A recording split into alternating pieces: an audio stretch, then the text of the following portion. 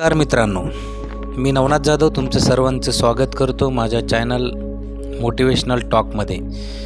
या चॅनलच्या माध्यमातून आपण पाहत आहोत the power of your subconscious mind या डॉक्टर जोसेफ मर्फी यांच्या पुस्तकाबद्दल. तर आज आपण जाणून घेणार आहोत प्रकरण नंबर 5, आधुनिक काळात मनाला बरं करणं.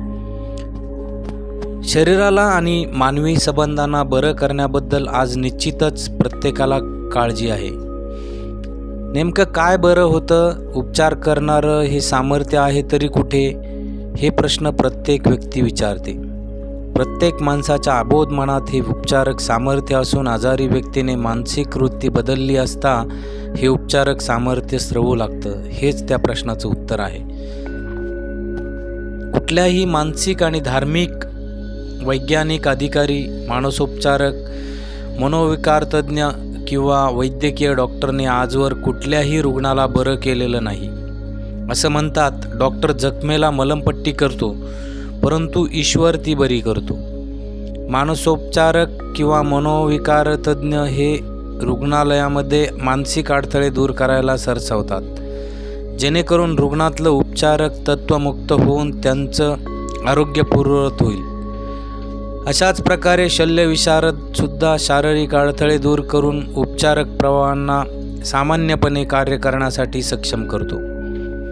कुणीही भिषक म्हणजेच फिजिशियन, शल्यविशारद किंवा मनोविज्ञान अधिकारी हा मी रुग्णाला बरं केलं असा दावा करत नाही. एकूणच एकच उपचारक सामर्थ्य असून निसर्ग, जीवन, ईश्वर, सर्व सर्जनात्मक बुद्धिमत्ता आणि अबोध सामर्थ्य या नावांनी ते ओळखलं जातं. आधी पाहिल्याप्रमाणे मानसिक, भावनिक आणि शारीरिक अडथळे दूर करण्यासाठी अनेक पद्धती वापरण्यात येतात. त्यामुळे उपचारक जीवनतत्वांचा प्रवाह मुक्त व्हायला मदत होते. तुमच्या अबोध मनात ठाण मांडून असलेल्या उपचारक तत्वाला जर तुम्ही किंवा इतर व्यक्तीने योग्य दिशा दिली तर तुमच्या मन आणि शरीराला सर्व रोगांतून ते मुक्त करू शकेल आणि तसं ते करेलही. जात, वर्ण, वंश काहीही असो, हे उपचारक तत्व प्रत्येकात कार्यरत असतं. त्याकरता तुम्ही एखाद्या विशिष्ट चर्चचे सभासद असण्याची गरज नाही. या उपचारक प्रक्रियेत कुणीही सहभागी होऊ शकतं. तुमचं अबोध मन तुमची भाजल्याची जखम बरी करू शकतं, तुमच्या हाताला जखम करू शकतं. मग तुम्ही ईश्वरवादी असा किंवा निरीश्वरवादी, तुमच्या श्रद्धेनुसार तुमच्या अबोध मनाचं सामर्थ्य आणि अनंत बुद्धिमत्ता प्रतिसाद देते. या सत्यावर आधुनिक मानसिक उपचार प्रक्रिया अवलंबून आहे. मानसिक विज्ञान अधिकारी किंवा मिनिस्टर हे बायबलची आज्ञा पाळतात. ते त्यांच्या कक्षात जाऊन दार बंद करतात, म्हणजेच ते स्वतःचं मन स्थिर करतात, सैलावतात, सारं सोडून देतात आणि त्यांच्यात असणाऱ्या अनंत उपचारकतेच्या उपस्थितीचा विचार करतात. विचलित करणाऱ्या बाहेरच्या प्रत्येक गोष्टींसाठी आणि उपस्थितीसाठी ते आपल्या मनाची दारं बंद करून घेत अत्यंत शांतपणे, जाणतेपणाने स्वतःची विनंती किंवा इच्छा आपल्या अबोध मनासमोर व्यक्त करतात. आपल्या मनाची बुद्धिमत्ता आपल्या गरजेनुसार आपल्याला उत्तर देईल याची त्यांना जाणीव असते. यामध्ये जाणून घेण्यासाठी सर्वोत्तम बाब अशी इच्छित शेवटची कल्पना करा. ती वास्तव असल्याची जाणीव करून घ्या. तसं केलं असता अनंत जीवनतत्व तुमच्या जाणीवपूर्वक निवडीला आणि जाणीवपूर्वक विनंतीला उत्तर देईल. तुम्हाला ते प्राप्त झाल्याचा विश्वास बाळगा आणि तुम्हाला ते प्राप्त होईल, हा याचा अर्थ आहे. आधुनिक मानसिक शास्त्रज्ञ जेव्हा प्रार्थना उपचार पद्धतीचा अवलंब करतात तेव्हा नेमकं हेच करतात. उपचाराची एक प्रक्रिया. मांजर, कुत्रा, झाड, गवत, वारं, पृथ्वी, प्रत्येक सजावटीसाठी, सजीवासाठी वैश्विक स्तरावर एकच उपचारक तत्व कार्य करतं. हे जीवनतत्व प्राणी, भाज्या आणि खनिजांवर अंतस्फूर्तीने आणि विकासाच्या नियमानुसार कार्य करतं. या जीवनतत्वाची माणसाला सजग जाणीव असून अगणित मार्गांनी त्याचा लाभ मिळवण्यासाठी माणूस जाणतेपणाने त्याला दिशा देऊ शकतो. या वैश्विक सामर्थ्याचा वापर करण्यासाठी विविध पद्धती, तंत्र आणि प्रकार असले तरी उपचाराची एकमेव प्रक्रिया म्हणजे श्रद्धा. तुमच्या श्रद्धेनुसार तुम्हाला फळ मिळतं. विश्वासाचा नियम. जगातल्या प्रत्येक धर्मात विश्वासाची काही रूपं असून ती अनेक प्रकारांनी समजावून सांगण्यात आली आहेत. विश्वास हा जीवनाचा नियम आहे. तुम्ही स्वतः, जीवन आणि विश्व ह्या संदर्भात तुम्हाला काय विश्वास वाटतो, तुमच्या विश्वासानुसार ते तुमच्याबाबत घडेल. विश्वास हा तुमच्या मनातला एक विचार असून तो अबोध मनस सामर्थ्याला तुमच्या विचार करण्याच्या सवयीनुसार तुमच्या जीवनातल्या सर्व टप्प्यांमध्ये वितरित करतो.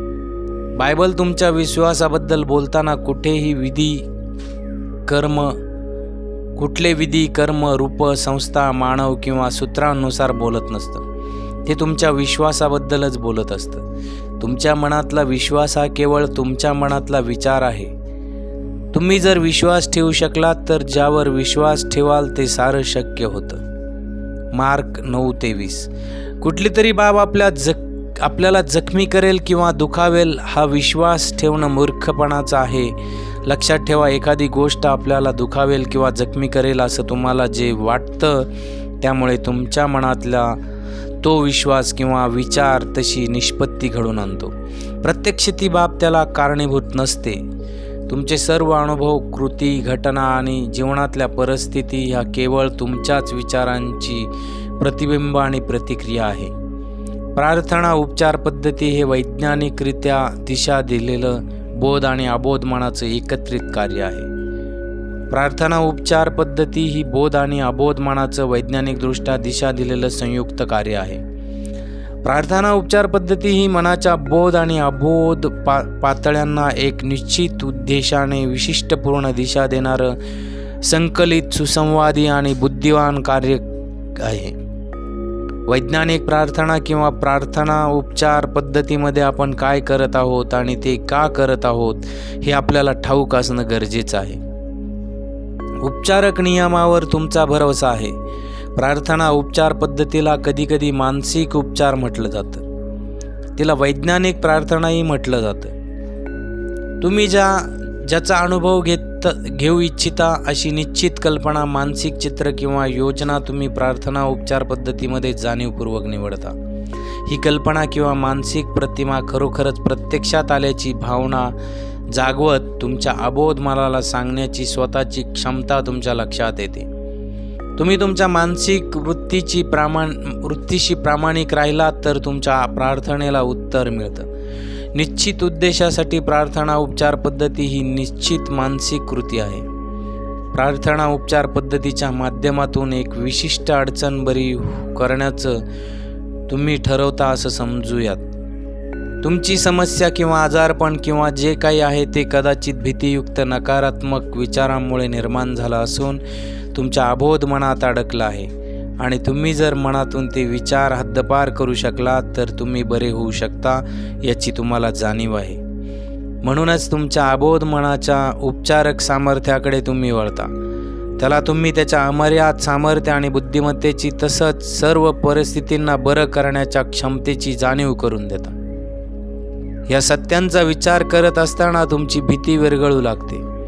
या सर्व सत्यांचं पुनर्स्मरण होऊन तुमचे त्रुटीयुक्त विश्वास दुरुस्त होऊ लागतात.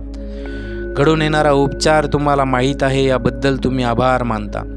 ठराविक टप्प्यानंतर पुन्हा प्रार्थना करण्याच्या दृष्टीने तुम्हाला मार्गदर्शन मिळण्याची जाणीव होईपर्यंत तुम्ही तो मुद्दा मनातून काढून टाकता. प्रार्थना करत असताना ते सामर्थ्य कुठल्याही नकारात्मक परिस्थितीला बहाल करण्यासाठी तुम्ही ठाम नकार देता.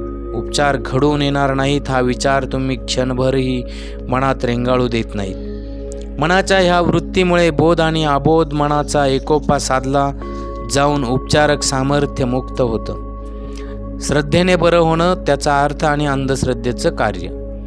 श्रद्धा उपचार ही सरसकट वापरली जाणारी संज्ञा म्हणजे बायबलमध्ये उल्लेख केलेली श्रद्धा नव्हे. त्या श्रद्धेचा अर्थ म्हणजे बोध आणि अबोध मनातल्या अंतर्क्रियेचं ज्ञान.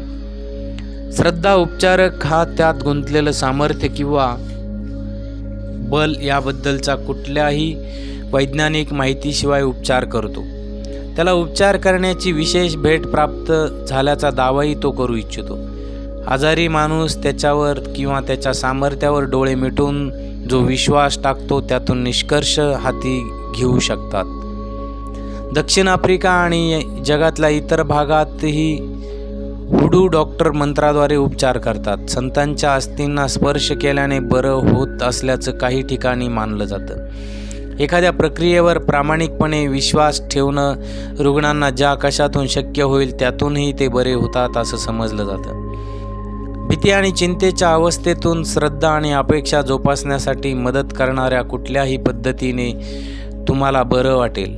आपल्या वैयक्तिक सिद्धांतामुळे असा निष्कर्ष हाती आला असा दावा करणाऱ्या अनेक व्यक्ती त्यामुळे योग्य ठरतात. या प्रकरणात आधीच समजवल्याप्रमाणे हे सत्य नाही. अंधश्रद्धा कशी कार्य करते हे समजून घ्या. Swiss physician France Anton Mesmer यांच्या संदर्भातली आपली चर्चा लक्षात घ्या. त्यांनी 1776 मध्ये दावा केला की कृत्रिम चुंबकांनी रोगट शरीरांना स्पर्श केला असता अनेक आजार पळून गेले. पुढे चुंबक फेकून देत त्यांनी प्राणी चुंबकत्वाचा सिद्धांत मांडला. हे चुंबकत्व प्रभावी आणि वैश्विक असलं तरी मानवात सर्वाधिक सक्रिय आहे असं त्यांचं म्हणणं होतं. हा चुंबकीय प्रवाह त्यांच्याकडून रुग्णांकडे जात त्यांना बरं करतो असा त्यांचा दावा होता. लोक त्यांना झुंडींनी भेटले.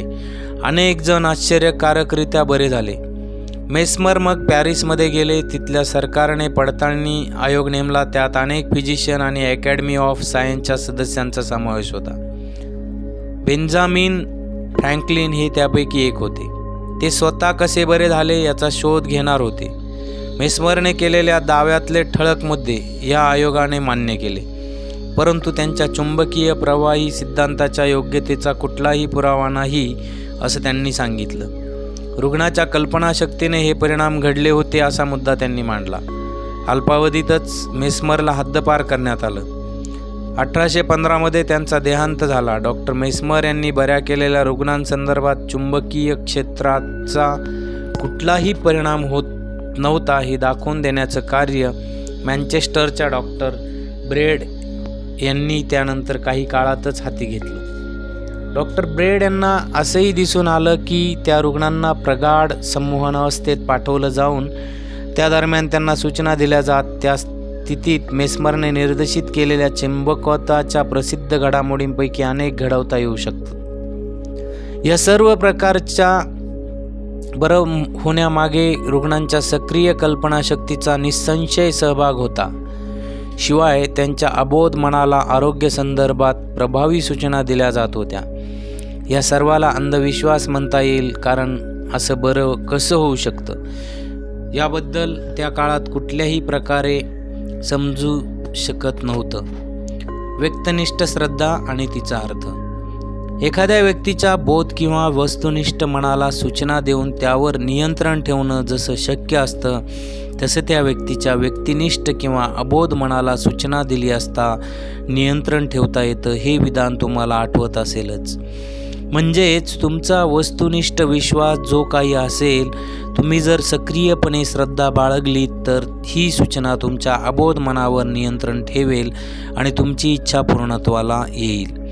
मानसिक स्तरावर बरं करणं ही पूर्णपणे व्यक्तिनिष्ठ श्रद्धा असून वस्तुनिष्ठ किंवा बोध मनाने सक्रियपणे विरोध करणं थांबवलं तर ती प्राप्त होऊ शकते.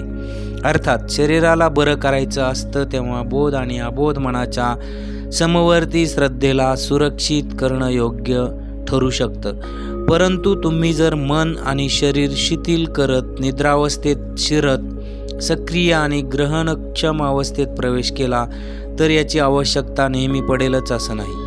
गुंगलेल्या अवस्थेत तुमची सक्रियता व्यक्तिनिष्ठ ठशाप्रती ग्रहणक्षम होते.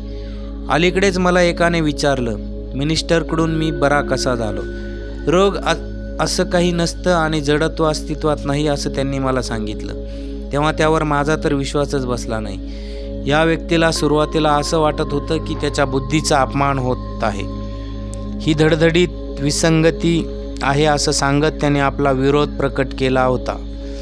स्पष्टीकरण अगदी साधं आहे. सौम्य शब्दांनी त्याला शांतवण्यात आलं, परिपूर्ण निष्क्रिय अवस्थेत जाण्याची सूचना दिली गेली. त्याने तुर्तास काही बोलू नये आणि विचारही करू नये असं सुचवण्यात आलं. त्यावर उपचार करणारे मिनिस्टर स्थिर झाले. अत्यंत शांतपणे, ठामपणे आणि सातत्याने 1.5 तास ते त्या व्यक्तीला सांगत राहिले की त्याला उत्तम आरोग्य, शांती, एकोपा आणि परिपूर्णतेचा लाभ होईल. त्या माणसाला सुटकेची मोठी भावना जाणवली आणि त्याची प्रवृत्ती पूर्ववत झाली. त्या व्यक्तीची व्यक्तिनिष्ठ श्रद्धा ही त्याच्या निष्क्रियतेवर उपचार करत प्रकट करण्यात येऊन मिनिस्टरने त्याच्या अबोध मनापर्यंत परिपूर्ण आरोग्याची सूचना पोचवली हे ते स्पष्ट दिसून येतं. अशा प्रकारे 2 व्यक्तिनिष्ठ मन भावबंधात जोडली गेली. उपचारांच्या योग्यतेबद्दल किंवा उपचार करण्याच्या सामर्थ्याबद्दल वस्तुनिष्ठ शंका घेण्यातून रुग्णाकडून ज्या विरोधी स्वयंसूचना दिल्या गेल्या असत्या त्यापायी मिनिस्टर हतबल झाले नव्हते. बोधमनाच्या त्या झोपाळू अवस्थेत प्रतिकार अतिशय कमी होऊन निष्पत्ती हाती आली. रुग्णाच्या अबोध मनावर नियंत्रण ठेवणं येथे गरजेचं होतं. सूचनांतून मेळ राखत हे नियंत्रण ठेवलं गेलं आणि त्यानंतर उपचार घडून आले. उपस्थित नसताना उपचाराचा अर्थ. समजा तुम्ही लॉस एंजेलिस इथे राहता आणि न्यूयॉर्क सिटीमध्ये राहणारी तुमची आई आजारी पडल्याचं तुम्हाला समजतं. तुम्ही तिथे आहात. तिथे तुमची आई शरीराने नसली तरी तुम्ही तिच्यासाठी प्रार्थना म्हणू शकता. प्रत्येकाच्या अंतरंगात असलेला पिता कार्य करतो. मनाचा निर्मिती नियम तुमची सेवा करत कार्य करतो. त्याचा तुम्हाला स्वयंचलित प्रतिसाद मिळतो. तुमच्या मानसिकतेचं ऐक्य आणि आरोग्याच्या आंतरिक आविष्काराच्या प्रेरणेच्या हेतूने उपचार केले जातात. हा आंतरिक साक्षात्कार अबोध मनाच्या माध्यमातून क्रिया करत तुमच्या आईच्या अबोध मनावर परिणाम करतो. सर्व मिळून एकच सर्जनशील मन आहे. आरोग्य, जीवनशक्ती आणि परिपूर्णता या संदर्भातले तुमचे विचार त्याच एकमेव वैश्विक व्यक्तिनिष्ठ मनाच्या माध्यमातून कार्यरत होत जीवनाच्या व्यक्तिनिष्ठ बाजूसाठी चलनाचा नियम निश्चित करतात, जो उपचार म्हणून तुमच्या मातेच्या शरीराच्या माध्यमातून दिसून येतो. मनतत्वामध्ये वेळ किंवा अवकाश नसतं. तुमची आई जगाच्या कुठल्याही कोपऱ्यात असली तरी मनाच्या माध्यमातून हे कार्य घडतं. प्रत्यक्षात सर्वव्यापी असलेल्या वैश्विक मनासाठीच्या उपचाराच्या तुलनेत इथे उपचारांची अनुपस्थिती असते. तुम्ही विचार बाहेर पाठवायचा किंवा धरून ठेवण्याचा प्रयत्न करत नाही. तुमचा उपचार ही विचाराची जाणीवपूर्वक हालचाल आहे. आरोग्य, स्वास्थ्य आणि विश्रांती ह्या गुणांबाबत तुम्ही जेव्हा सजग होता तेव्हा हे गुण तुमच्या मातेला नव्याने अनुभवाला येऊन निष्कर्ष हाती येतो. उपस्थित नसताना उपचाराचं एक उत्तम उदाहरण पहा. अलीकडेच लॉस एंजेलिस इथून आमचा रेडिओ प्रोग्राम ऐकणाऱ्या व्यक्तीने न्यूयॉर्कमध्ये राहणाऱ्या हृदयरोहिणी तुंबनाचा त्रास सहन करणाऱ्या तिच्या आईसाठी प्रार्थना म्हटली. माझी आई जिथे आहे तिथे उपचारकता उपस्थित आहे. माझ्या आईची शारीरिक परिस्थिती ही तिच्या विचार जीवनाचं प्रतिबिंब असून स्क्रीनवर पडलेल्या सावलीगत आहे. या स्क्रीनवरच्या प्रतिमा बदलण्यासाठी मला प्रोजेक्टरचं रीळ बदलायला हवं हे मला समजतं. माझं मन म्हणजे प्रोजेक्टरचं ते रीळ आहे. आईचं उत्तम आरोग्य, एकोपा आणि परिपूर्णता यांची प्रतिमा मी माझ्या मनात स्थापन करते. माझ्या मातेचं शरीर आणि तिचे सर्व अवयव निर्माण करणाऱ्या अनंत उपचारक उपस्थितीतून आता तिच्या अस्तित्वाचा प्रत्येक अणुरेणू एकवटला जात आहे. तिच्या शरीराच्या प्रत्येक पेशीतून शांतीची नांदी वाहू लागली आहे. डॉक्टरांना देखील दिव्यत्वाचं मार्गदर्शन प्राप्त होऊन दिशा मिळाली आहे. माझ्या मातेला स्पर्श करणाऱ्या प्रत्येकाला योग्य कृती करण्याचं मार्गदर्शन प्राप्त झालं आहे. या आजाराला कुठलीही अंतिम वास्तविकता नाही हे मी जाणते. तशी ती असती तर कुणीच बरं होऊ शकलं नसतं. प्रेम आणि जीवनाच्या अनंत तत्वाशी मी स्वतःला संलग्न करून घेते. माझ्या आईच्या शरीरात आता एकोपा, आरोग्य आणि शांती दृढ होत आहे हे मला माहीत असून मी तसं घोषित करते. अशा पद्धतीची प्रार्थना ती दिवसातून अनेकदा करू लागली. अल्पावधीतच तिची आई आश्चर्यकारकरित्या बरी झाली. तज्ज्ञांना सुद्धा नवल वाटलं. ईश्वराच्या सामर्थ्यावर तिने दाखवलेल्या दृढ श्रद्धेबद्दल डॉक्टरांनी तिचं कौतुक केलं. सरतेशेवटी मुलीच्या मनात आलं की जीवनाच्या व्यक्तिनिष्ठ बाजूने मनाचा निर्मितीक्षम नियम प्रत्यक्षात आला असून आरोग्य आणि योगप्याने आईचं शरीर परिपूर्ण करण्यातून त्याने स्वतःचं रूप दाखवलं. त्या मुलीला तिच्या आईबद्दल जे सत्य वाटलं ते तिच्या आईला त्याच वेळेस आलेल्या अनुभवातून पुन्हा प्रस्थापित झालं. अबोध मनाची गतीच ऊर्जा मुक्त करणं.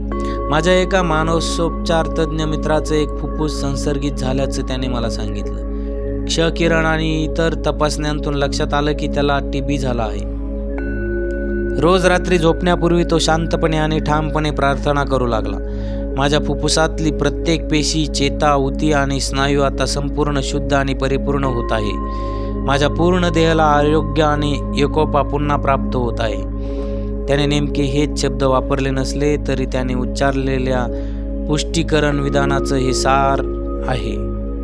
साधारणतः महिनाभरात तो पूर्णपणे बरा झाला. त्यानंतरच्या क्षकिरण तपासणीतून तेच दिसून आलं.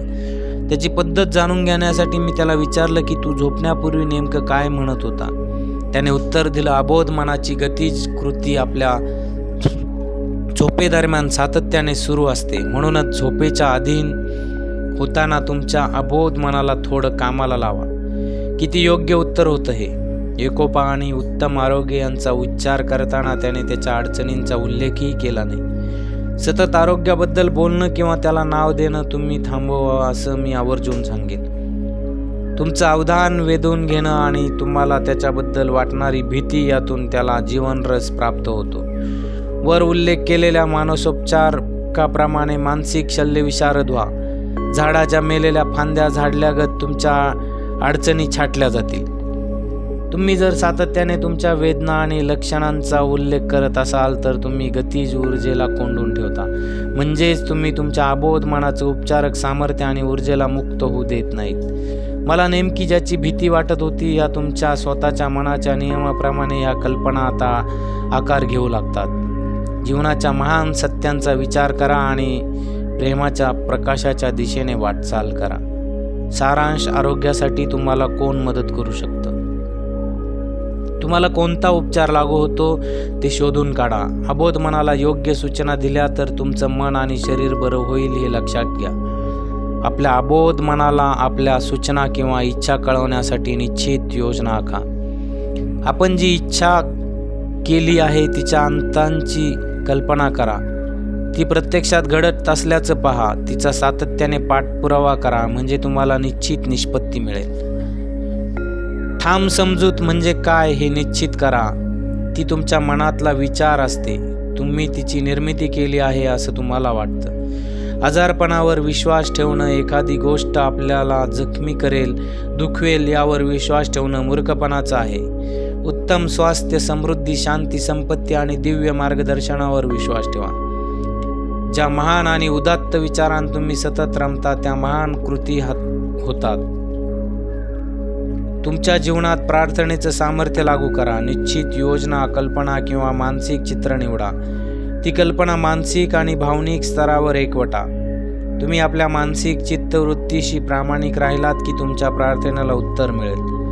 नेहमी लक्षात ठेवा, बरं होण्याचं सामर्थ्य तुम्हाला खरोखरच हवं असेल तर तुम्हाला ते श्रद्धेच्या माध्यमातून म्हणजेच तुमच्या बोध आणि अबोध मनाच्या कार्यांचं ज्ञान असण्यातून मिळेल. समजून घेण्यातून श्रद्धा करता येईल. अंधविश्वास ठेवणं म्हणजे त्यात गुंतलेलं सामर्थ्य किंवा बल याबद्दल वैज्ञानिकदृष्ट्या समजून न घेता बरं वाटेल असा विचार करणं. आजारी असू शकणाऱ्या तुमच्या प्रियजनांसाठी प्रार्थना कशी करायची ते शिका.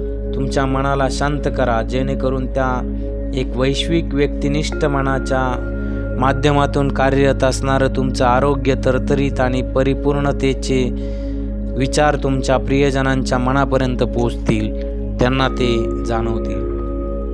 धन्यवाद.